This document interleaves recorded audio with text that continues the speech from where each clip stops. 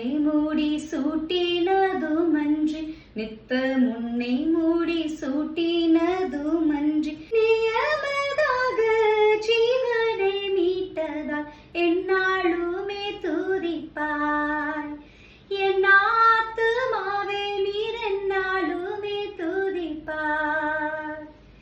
இந்நாள் வரையிலே உன்னதனார் செய்த, இந்நாள் வரையிலே உன்னதனார் செய்த என்னெல்லா நன்மைகள் யாவும் மறவாதே.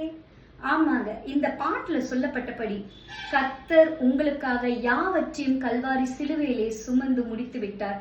நீங்க ஒண்ணுமே சுமக்க வேண்டிய அவசியம் இல்லைங்க. என்னாலுமே நம்ம அவரை நினைத்து துதித்து அவரை ஆராதிக்கும் போது நமக்குள்ள இருக்க நன்றி உள்ள இருதயத்தை பார்த்து அவர் நமக்கு மென்மேலும் ஆசீர்வாதங்களையும் மென்மேலும் நன்மைகளையும் நமக்கு அவர் கொடுக்க அவர் உண்மை உள்ளவரா இருக்காருங்க.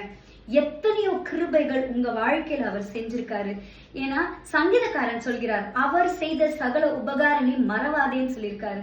அதனால நீங்க உங்க இருதயத்துல நன்றி உள்ளவர்களா இருக்கும் பொழுது உங்க வாழ்க்கையில ஏராளமான அற்புதங்களையும் அதிசயங்களையும் நீங்க கண்டிப்பா பார்ப்பீர்கள். God bless you.